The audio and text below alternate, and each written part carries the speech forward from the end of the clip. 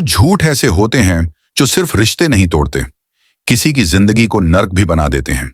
घर में सन्नाटा पसरा है, लेकिन दीवारों के पीछे एक जोरदार तूफान खड़ा हो चुका है।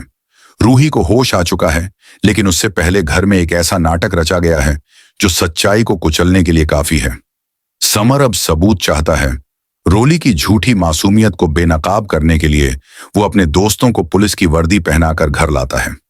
मकसद था रोली को डराकर उसका सच बाहर निकालना। लेकिन जैसे ही नकली पुलिस ने सवाल पूछने शुरू किए, मधुबाला बीच में कूद पड़ी।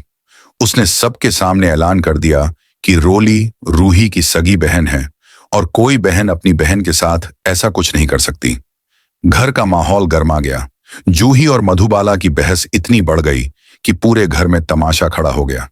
लेकिन तभी नकली पुलिस वाला बीच में बोल पड़ा, अब किसी को सफाई देने की जरूरत नहीं, हम अपनी तहकीकात खुद करेंगे। और सवाल दागा, हादसे वाले दिन तुम कहां थी रोली? रोली का चेहरा सफेद पड़ गया। उसके होंठ कांपने लगे। उस दिन वो घर में नहीं थी, ये हर कोई जानता था। उसका झूठ बोलना अब मुश्किल हो रहा था और पुलिस वाले के तीखे सवालों ने जैसे उसकी हिम्मत ही तोड़ दी। चिल्लाकर बोली, मैंने कुछ नहीं किया, ये सब झूठ है।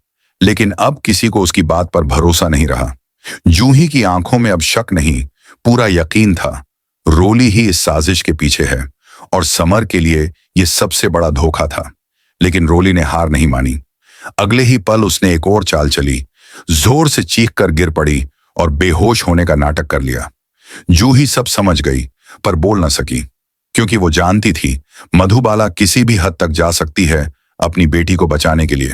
फिर बुलाया गया डॉक्टर, लेकिन यह भी मधुबाला की साजिश का हिस्सा था।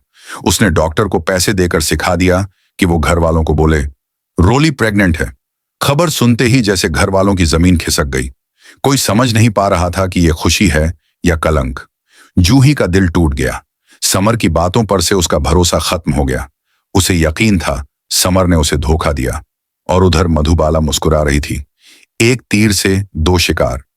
उसने रोली को भी बचा लिया और समर जूही का रिश्ता भी तोड़ दिया। पर यह जीत लंबी नहीं चलेगी। जंगल में बेहोशी की हालत में मिली रूही अब पूरी तरह होश में है। जिन गांव वालों ने उसे बचाया, उन्होंने आयुर्वेद और जड़ी बूटियों से उसका इलाज किया। अब जैसे ही उसे होश आया, उसकी पहली चिंता नहार थी। उसने गांव वालों से कहा, मुझे जाना होगा, मेरे पति को मेरी जरूरत है। काफी मनाने के बाद गांव वाले मान गए और रूही घर लौट आई। जैसे ही नाहार ने रूही को जिंदा देखा, वो फूट फूट कर रो पड़ा।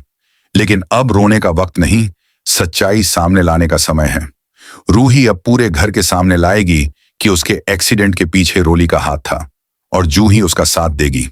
मिलकर वो ये साबित करेंगी कि रोली का प्रेगनेंसी ड्रामा एक घिनौनी साजिश है और यही सच्चाई समर और जूही के रिश्ते को दोबारा जोड़ देगी। पर असली सवाल यह है, क्या इस बार सच्चाई झूठ पर भारी पड़ेगी या एक बार फिर मधुबाला अपने झूठ की परतों से सच्चाई को दबा देगी?